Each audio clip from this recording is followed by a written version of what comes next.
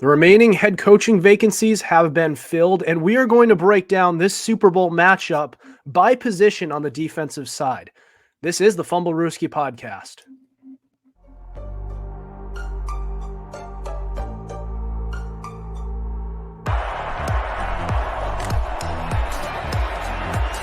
Here's Edelman broken up, and the pass is no sign yet. Edelman comes down with a football. They're saying it's a catch. This is caught. Diggs! Sideline! Touchdown! Unbelievable! Swings it way down the field to Watkins. Sammy Watkins for the touchdown!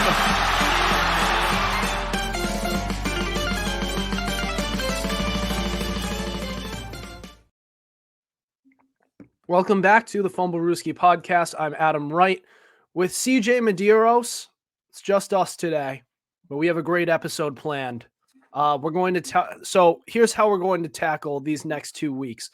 So we're going to start today, but we are going to compare both teams by position and go over which team is better in which spot. We're going to do defense today, and then on Tuesday for our next episode, we're going to go over the offensive side and who is better in each position at what spot. And then on Friday, of course, we have our NFL Honors Award ceremony review.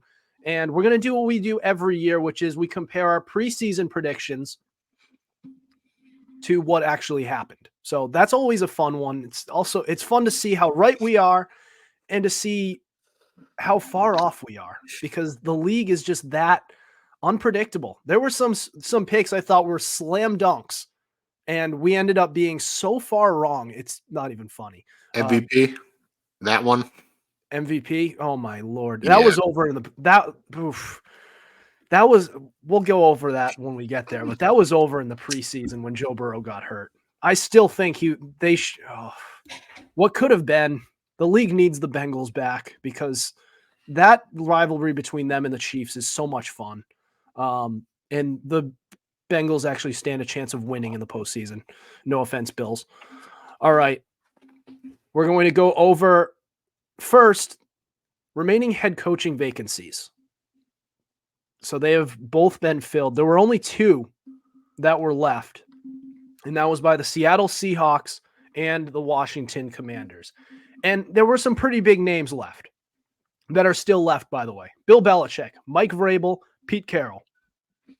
And there's a couple that I haven't mentioned that aren't there yet, but none of them have been hired. And unless someone retires or if something wild happens, they're going to be jobless in 2024.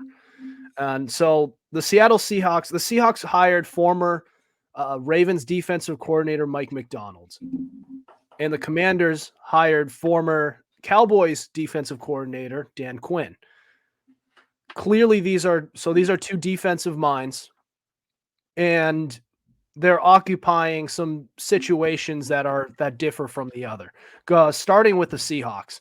The Seahawks on paper have a very good, young, explosive defense. You can tell that team just by their drafting the past couple of years has been trying to reestablish their former Legion of Boom from earlier on in the past decade. Just between Tariq Woolen and Devin Witherspoon, they have some explosive pieces there. So Mike McDonald, he did a great job on that Baltimore Ravens defense. He has the pieces to work with on the defensive side here in Seattle. The only part that he's unproven in is on the offense. What is he going to do with Geno Smith? Are they even going to keep Geno Smith? Will they draft somebody? That's going to be something that will be worth looking at. The Commanders, that's a defense that needs some turning around. The good news is Dan Quinn has worked with an offense that has been explosive before. He had regular season MVP in 2016, Matt Ryan, and then he led them to the playoffs the next year with the same quarterback. So he's proven that he doesn't hinder the ability of an offense as a head coach. So he has that going for him. Problem is, Washington has their work cut out for him. They have the number 2 pick in the draft, so they might take a quarterback. In fact, I would go as far as to say they definitely will, whether that be Caleb Williams or Jaden Daniels. They're taking somebody. But he's a defensive mind who's occupying a defense that was brutal this year. Actually, like absolutely terrible. So that's going to have to be something that they look at. And they got rid of Chase Young, and they got rid of what is it, Montez Sweat? Yes, Montez Sweat. They traded him to Chicago. Yes. So a bad defense gets worse. And they're going to have to spend some money on the defensive side of the ball if they want Dan Quinn to turn this thing around. He's a good defensive mind. He's okay.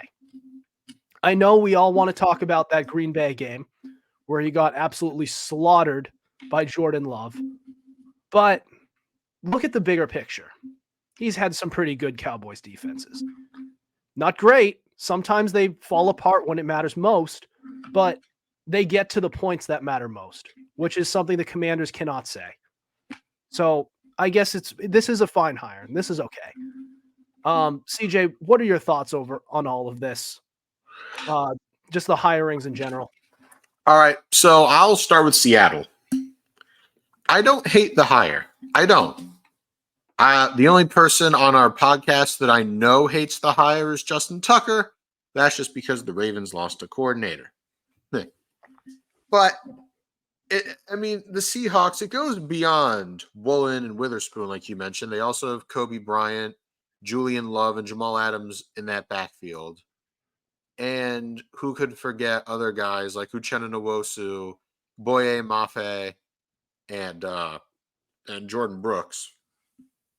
So they do have a good young defense. That part's not up for debate. The issue is, when you mentioned the offensive side of the ball, McDonald is unproven as a head coach. He's one of those young guys, which the league seems to be trending towards, which is fine. But Seattle's identity last season was offense. You have a 3-headed monster wide receiver, 2 really good running backs, actually 3 really good tight ends. But it all comes down to that question mark that is Geno Smith. You did mention that they could draft someone, but will they start out of the gate even? Because I would assume at this point in time, quarterbacks are going to go off the board 1, 2, 3, and those are the guys that I would be 100% comfortable starting day one. But I don't know where they pick off the top of my head, but I know they're not top 15. They'd probably have to trade back. And I think if they did, trade back, trade up. Yeah. And if they were to get somebody who they wouldn't start year one, they have Geno Smith who can start ahead of him for a year before they transition into that starting quarterback. So theoretically, they can do it. And it's not even just Geno Smith. They also have Drew Lock, who's a pretty capable starter himself. So if they wanted to just have a placeholder for while this young quarterback develops, they could do that. They're one of the few teams in this league who could do that. I hear you, and I think you raise a valid point. However, when you look at these younger fellows, these developmental ones, I'll call them out by name, J.J. McCarthy, Michael Penix, and Bo Nix. Penix and Nix are old for rookies. See, here's the thing, right? So maybe you could develop a guy behind Geno Smith, right? Well, let's take a look at Michael Penix. As it sits right now, he is 23 years old, and by the time the season rolls around, he will be 24. And Bo Nix is not that much better. He will also be 24 by the time the season rolls around. And let's just say they take a year to develop. They're going to be starting at 25. And look, I know quarterbacks are known for their longevity. They're one of the most longest, age, one of the most longest lasting positions in the game. That is true. Probably second only to kicker. But Still, though, I think most people just rather a young guy. But then again, there's JJ McCarthy, who a lot of people, myself included, are not sold on. But Seattle, I don't think they're really in dire straits. They can certainly afford to ride out the rest of Gino's deal and still be competitive, maybe even backdooring into the playoffs, a la last season's Steelers while doing it. So, it's nothing too dire. But I want to turn the focus now to the Commanders. Full disclosure, I don't like that hire. I really don't. Yes, Dan Quinn is a good defensive mind. Yes, you do need defense. But Dan Quinn? Really? But I mean, just I don't know. I'm very on it. I'm not overwhelmed. I'm not underwhelmed. He's just kind of there. I mean, yeah, Commanders needed defense. You can argue that, but Mike Vrabel. Now, look, everyone could say you could take Bill Belichick, but if the rumors are true that Bill wanted to be the GM and the Commanders didn't want to part ways with their current GM, I can understand that. But why wouldn't you get Vrabel? I would take him over Dan Quinn. And I know you mentioned the Cowboys' defense was good, but only for them to collapse in the postseason. And even as head coach, the only thing we know Dan Quinn for is 28-3. I think it's very eye-opening that these three head coaching candidates who have been veterans for years are not they're not like all three of them are jobless. If you were to tell me one of them did, like if Bill Belichick didn't make it or Pete Carroll, Mike Vrabel, any one of them individually, I could understand. But all three of them failed to land a job. Doesn't that seem off? It does, actually. It does. And I don't know what's going on. I mean, obviously, the suits that are running the GMs that are running the front office and making position hires with GMs and head coaches, they obviously know more than we do. But on the surface, there has to be some explaining, no? Because this is bad. It certainly is. I understand that all three of them didn't have the best of endings, but there's a lot that I feel like they should have had at least one more shot. You could have easily said that Belichick, yeah, he wasn't that good, but he didn't have the best talent. GM Bill, but that's GM Bill. The only explanation you could have is that Belichick says that I want to be GM for whoever I take over for. But to that I say, were there other reports? These are obviously conflicting reports, so maybe one of them is wrong. But weren't there other reports saying that Bill was willing to cede his GM power to stay with New England? But now suddenly he won't cede that ground to anybody else? There's something that feels weird about that. Either one of those reports was false, or people just don't want Bill Belichick anymore. He's old, and very set in his ways. He would be a short-term investment given his age. Yeah, I feel like Bill would be a good coach for a team that would win now, kind of like the Chargers, but they went with Harbaugh. There's nothing wrong with that. But I will say one thing about Bill Belichick. I actually think that Tom Brady's father, Brady Sr., summed it up perfectly. Full disclosure, I know that Brady Sr. is an airhead crooked Bill Belichick hater that doesn't know ball and just rides his son's coattails. We all know this to be true. But I do think he has some kind of merit when he said that Bill was a good coach, but it's just his interpersonal skills really need work. And today's young, flashy, social media savvy players might be a little scared off by that. That's what I think. And plus the whole GM thing, depending on what report you believe, doesn't help. Pete Carroll's kind of the same way, but come on. Vrabel's not old, which I don't know. And even still, I would have taken Bieniemy too, the current offensive coordinator for Washington over Dan Quinn. But, oh well, we weren't expecting the Commanders to be competitive before, and I don't know how much that's going to change now. Yeah. It's going to be a lot to unravel the next few months. And it's not over yet. There could still be something that happens. Maybe next year, the Cowboys actually get rid of McCarthy and they decide, you know what, let's bring in Vrabel or Belichick.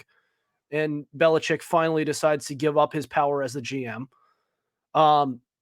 I've heard this other report that actually intrigues me a lot. I'm not saying it's going to happen, and I'm not saying it should happen, but Andy Reid potentially retiring if the Chiefs win the Super Bowl, or even if he just retires, even if they lose this one, and then Bill takes over.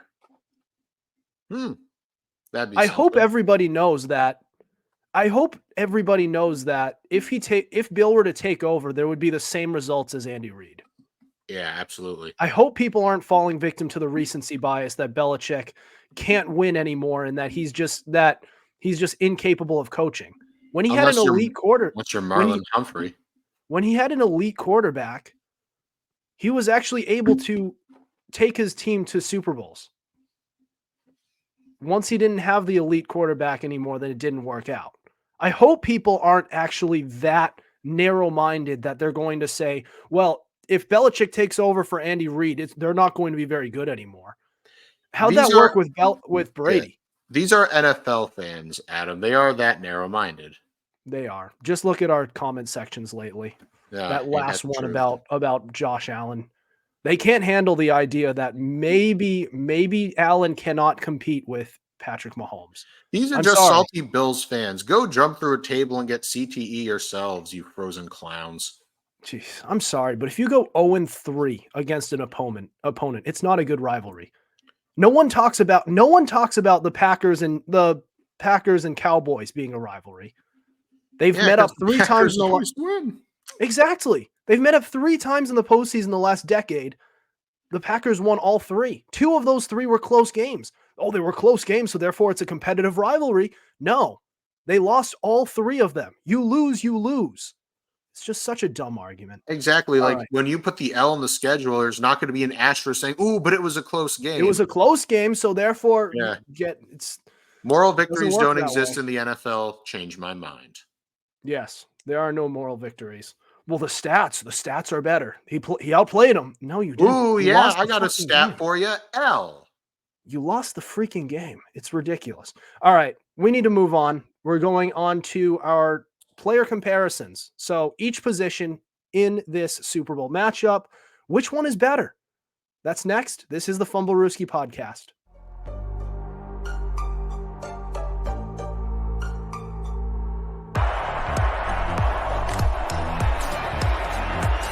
Here's Edelman broken up, and the pass is no sign yet. Edelman comes down with a football. They're saying it's a catch. This is caught. Diggs! Sideline! Touchdown! Unbelievable! Swings it way down the field to Watkins. Sammy Watkins for the touchdown.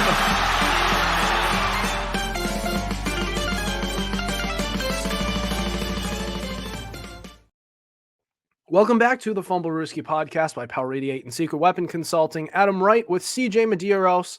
So we have reached our player comparisons. Each position, we are going to go down the line. Today's going to be defense. Next week, it's going to be offense. So without further ado, we're going to start with the interior defensive line. So this is one where, I think, here's what I'll say. I believe the Chiefs have the best player between these two. But as far as results go, I'm actually going to lean San Francisco. What about you?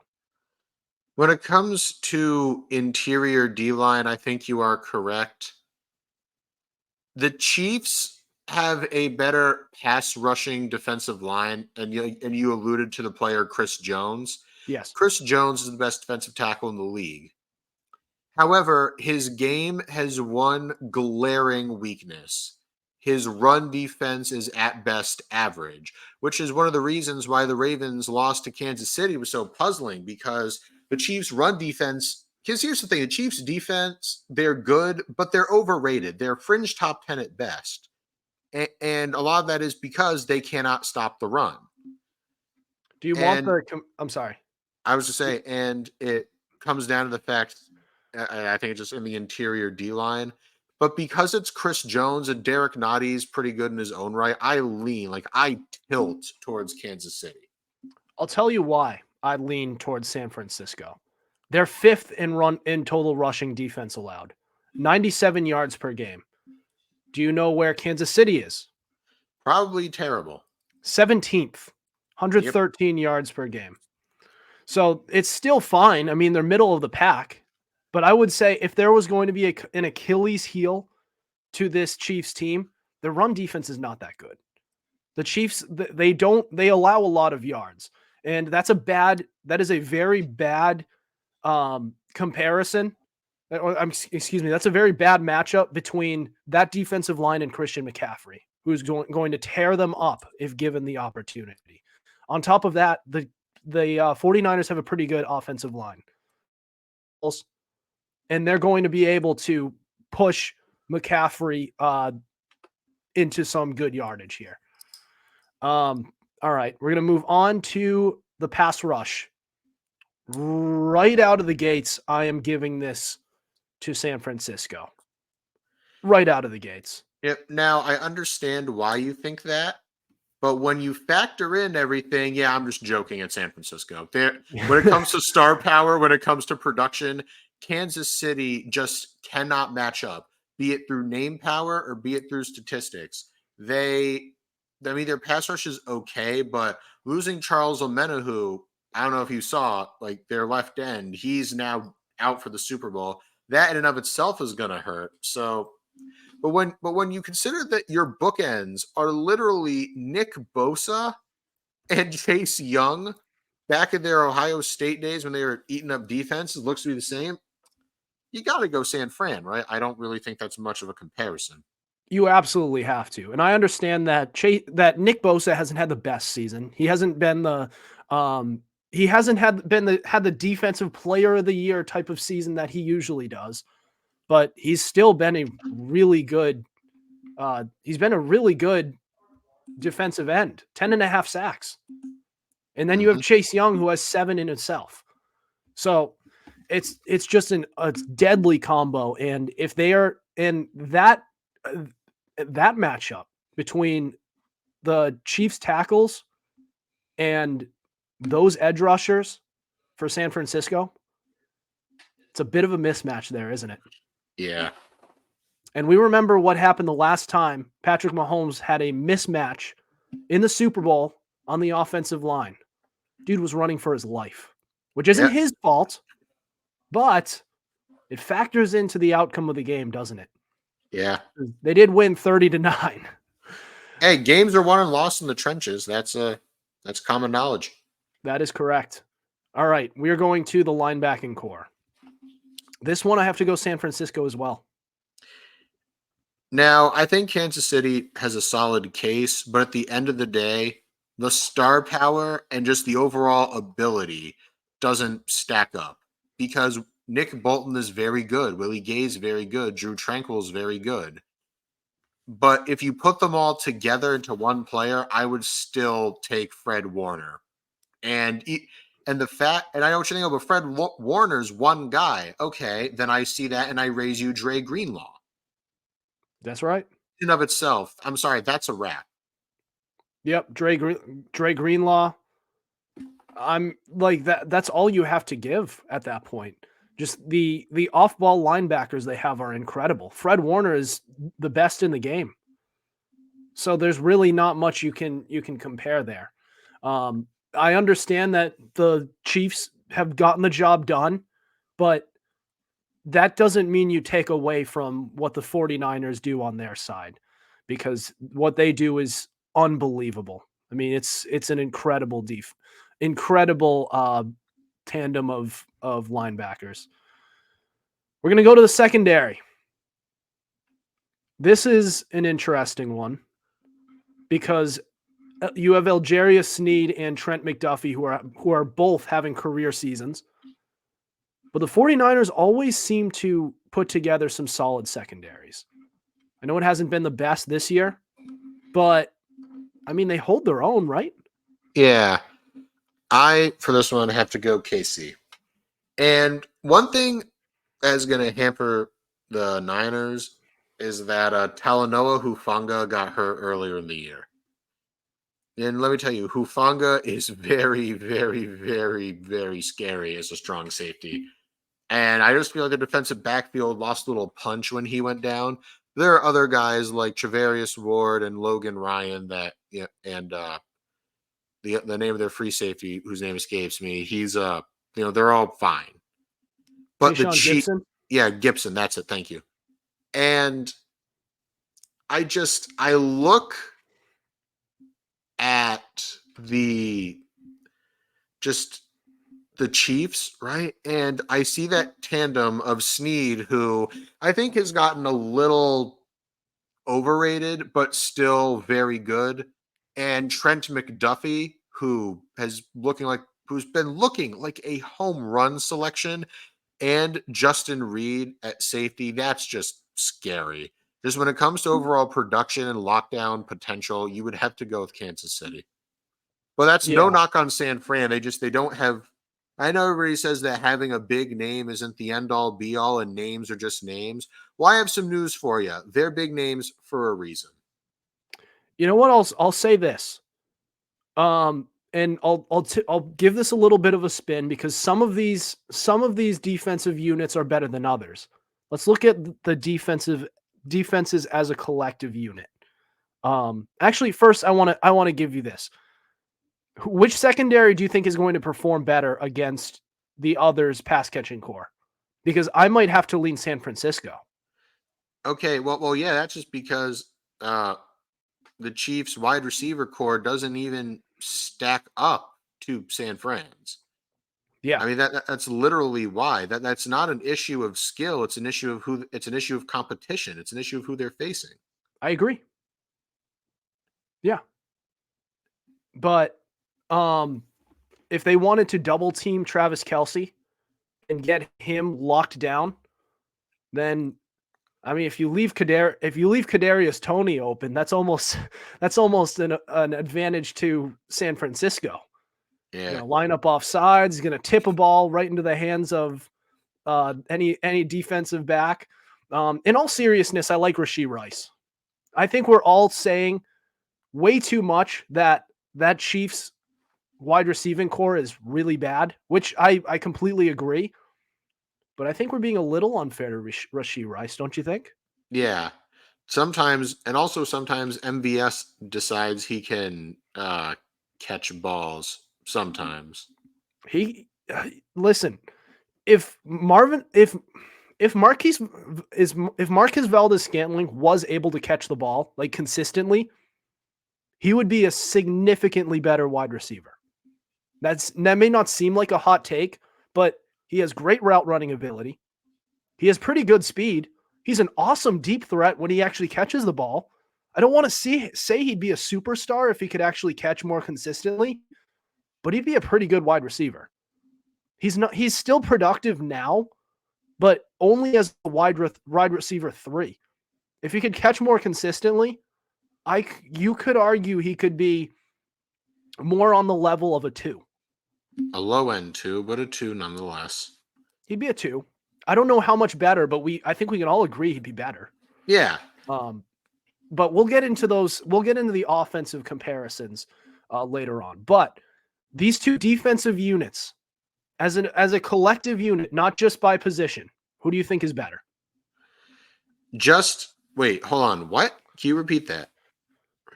As a collective unit, which defense do you think is better?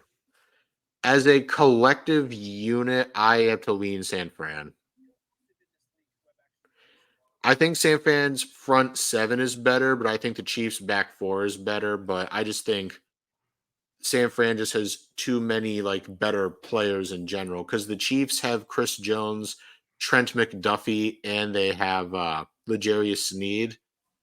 But San Fran has Nick Bosa, they have Chase Young, they have Fred Warner, they have Dre Greenlaw, they have Javon Kinlaw, and they have guys like Logan Ryan and the Gibson there, the safety. I like when people mention.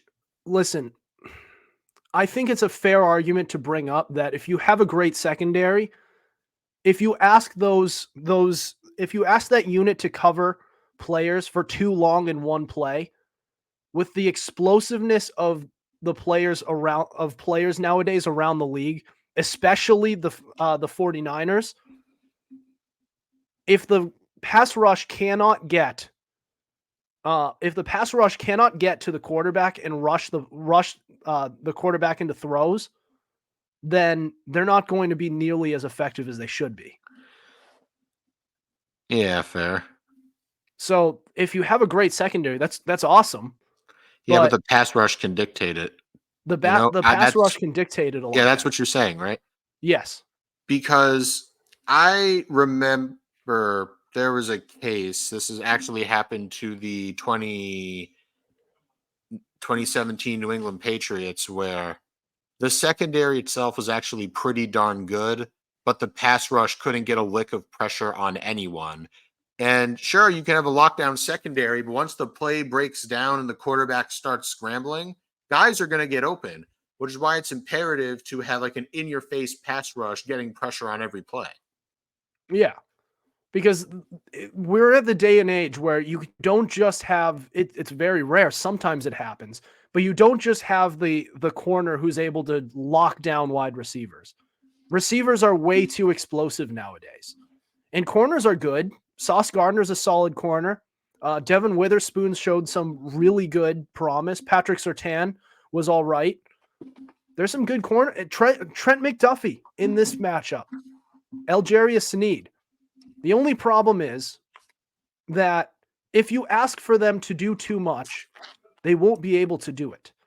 If you're not able to rush the quarterback to make throws, because he's just going to continue to buy time until the wide receiver loses him. And if you have Brandon Ayuk, Deebo Samuel, and George Kittle, you're screwed. I'm just saying. So if George Karlaftis is able to get, and Trent and Chris Jones are able to get some pressure, then sure, I would give it to the Chiefs. But I might have to give the slight edge to San Francisco just because their front seven is that much more explosive. As a collective unit, everyone there, I think we gave that entire unit the advantage over the Chiefs. Yeah, I would say that as well. Which is just think the front seven has a greater impact on the game than the back four. It does. It certainly does. But it also makes the cornerback position that much more valuable because it's harder to find elite corners in this league. The better the wide receivers get, the more valuable the lockdown corner is, which makes us that much more upset that the Patriots did not take Trent McDuffie last year. I like Christian Gonzalez, don't get me wrong. And maybe if McDuffie was a Patriot too, he would have gotten hurt. Just because the Patriots, I don't know what it is. I don't mean to get into our own team. I don't know what it is about these rookie players. They almost always get hurt. Yeah. There's a conspiracy theory called the Foxborough flu, where Bill Belichick will take rookies and stash them away on IR, to keep developing them. But frankly, I just think it's the biased Boston media trying to create something that's not there. It could be. I don't know. Either way, I want these players on the field during that. I mean, there's Christian Gonzalez had a torn labrum. That's not the Foxborough flu. That's just straight up he tore his shoulder. But I do think about it. Trent McDuffie in 2022 during that draft. Jordan Addison in 2023 during this draft. You tackle two needs. You take a guard, the Cole Strange of the world, somewhere else in the draft, and now Mac Jones has weapons. Maybe he's better than he is, and you have the corner that you want, who happens to be a superstar. That'll be my quick Patriots take. Either way, Trent McDuffie's a badass corner, and the Chiefs have a really good secondary. They both have great defenses. This was a good episode to kind of go over both teams. Yeah. On the offensive side, it's going to be a lot more lopsided. Because,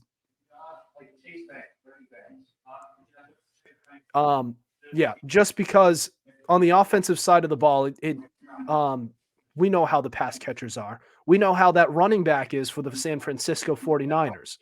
So Yeah. It'll be a little more lopsided, but you'd be surprised at the spots where the Chiefs actually have the advantage in. So they do have their assets there. All right. That's all the scheduled content we have for today. You have anything else to talk about before we end the show? Nope. Not really. Just thoughts and prayers out to our good friend Justin Tucker, because the Ravens disappointed and they lost their defensive coordinator after Tucker swore they wouldn't. And they lost the game where Yeah. they should be in the Super Bowl. Sorry. Oh, man. All right. Well, that'll do it for us tonight. Thank you for listening to us. We have new episodes out on Tuesdays at 7:30 p.m. Eastern Standard Time and Fridays at 5. Also, be sure to check out our YouTube channel. We have new episodes out on Spotify, Spreaker, Apple Podcasts, iHeartRadio, Google Podcasts, and so much more. Also, be sure to follow our Instagram at Fumblerooski_podcast and our TikTok at FumbleRooskiPod to keep up with our podcast and the latest coverage on the NFL. Otherwise, we'll see you next week. Over and out.